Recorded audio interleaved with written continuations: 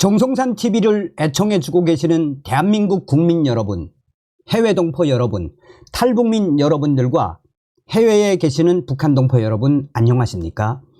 이번 시간에는 북괴 김정은과 중국 공산당 시진핑 한바탕 난리가 났다라는 기분 좋은 소식을 전달해 드리도록 하겠습니다. 이번 소식의 핵심이 과연 무엇이겠습니까?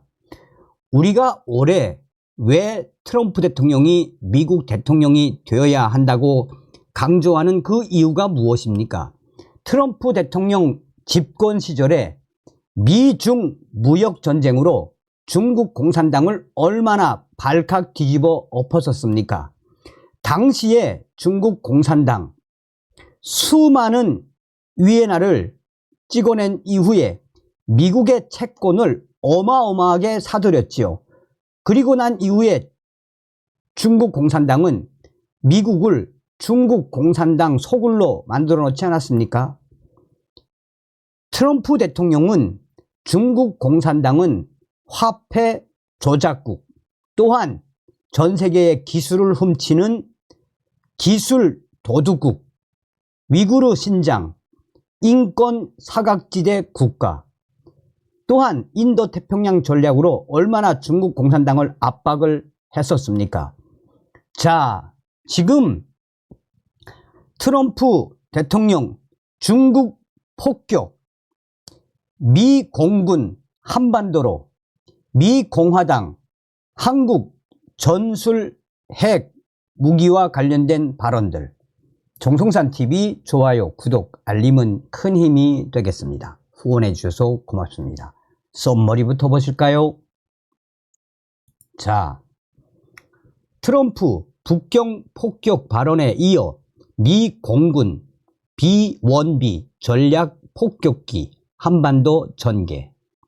보십시오. 얼마나, 진짜 보십시오. 6.25 전사자 추모식 현충일 하루 앞두고 중국과 북한의 경고. 자나깨나 우리는 한미동맹 천멸 중국만이 정답입니다. 여러분, 미 공화당에서 한국 전술 핵 재배치 주장 잇따라 나와 미 상원 군사위, 외교위, 공화당 실세들 북한 핵 역량 계속 커져 현재 확장 억제로는 부족. 여러분, 우리는 자나깨나 그냥 미국만 붙잡아야 합니다. 미국 엉덩이를 붙잡고 우리는 미국 바지꺼랭이를 붙잡고 있어야 합니다. 자, 국방부는 미국 B-1B 전략 폭격기가 한반도에 전개한 가운데 한미 연합 공중훈련을 실시했다라고 밝혔습니다. 북한과 중공군의 침략으로 희생당한 6.25 전사들을 추모하는 대한민국의 현충일을 하루 앞두고 미군 B-1B 전략 폭격기가 한반도에 전개한 것이어서 중국 공산당과 또한 북한 김정은 정권에 주는 충격이 매우 큰 것으로 알려지고 있습니다. 미 대선에서 당선이 유력시 되고 있는 미 공화당 대선 후보인 트럼프 전 대통령은 얼마 전 비공개 선거 자금 모금 행사에서 자신의 재임 기간 동안 중국이 대만을 침공할 경우 북경을 폭격할 것이라고 폭탄 발언을 한 뒤 곧바로 이어진 한미연합 공군 훈련에 B-1B 전략 핵 폭격기가 한반도로 전개한 것이어서 북한 김정은과 중국 시진핑 정권에 주는 심리적 부담감이 더 클 것으로 전문가들은 분석하고 있습니다. 트럼프 전 대통령은 비공개 선거 자금 모금 행사에서 만약 중국이 대만을 침공하면 북경을 폭격할 것이며 러시아도 봐주지 않겠다라고 작심 발언을 쏟아냈었습니다. 이에 중화권 매체, 특히나 반중 매체들은 지금부터 트럼프 대통령 후보가 중국 공산당을 강하게 압박하고 있는 대중국 전략이 서서히 드러나고 있다라며 중국 지도부도 트럼프 대통령의 이 폭탄 발언에 충격을 받았을 것이라고 반중국 매체들은 분석하고 있습니다. 또한 트럼프 대통령이 만약에 본인이 대통령이 된 이후에 대만을 침공하면 전쟁으로, 또 북경을 산산조각 꼭 집어 말한 것이어서 대만 언론들과 대만 관련 전문가들도 이에 반기고 있는 분위기입니다. 또한 한국도 지금 비원비 전략 핵 폭격기 한반도 전개된 것이 교묘하게 기절부가 되면서 앞으로 김정은과 중국의 시진핑은 앞날이 그리 밝지 않다라고 언론들은 강조하고 있습니다. 이번 한미 연합훈련은 올해 들어 두 번째로 시행된 미국 전략 폭격기 전개하에 한미연합 공중훈련으로서 우리 공군의 F-35A, F-15K, KF-16 전투기와 미국의 F-35B, F-16 전투기 등이 참여한 가운데 한반도 상공에서 훈련을 시행했습니다. 미국은 지난 6월 2일에 개최된 한미 국방장관회의에서 핵과 재래식을 포함한 모든 범주의 역량을 통해 철통 같은 확장 억제 공약을 이행하고 확고한 연합 방위 태세를 유지할 것을 재확인한 바 있습니다. 이번 한미 훈련은 한미가 긴밀히 공조한 가운데 미국의 확장 억제 공약을 이행하고 상호 운영성과 연합 방위 태세 강화에 중점을 두고 시행했다고 국방부 관계자는 이번 훈련의 본질을 설명했습니다. 특히 이번 훈련에서는 2017년 이후 7년여 만에 미국 전략 폭격기가 우리 공군의 F-15K 호위를 받으며 합동 직격탄 JDAM을 투하하여 종심 표적에 대한 정밀 타격 능력을 시연하였습니다. 현재 북한 김정은 정권이 이 오물풍선으로 또 방사포 사격으로 도발을 이어오고 있는 이 상황에서 한미가 북한 김정은 정권을 향해 공개 경고장을 날린 것입니다.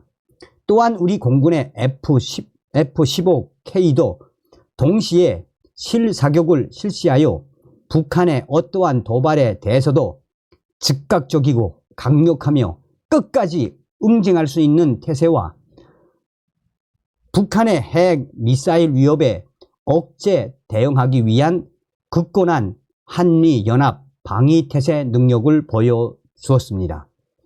국방부 관계자는 한미동맹은 앞으로도 미국 전략 자산을 정례적 그리고 수시로 전개하여 한미 일체형 확장 억제 체계를 구현해 나갈 것이라고 향후 계획을 밝혔습니다.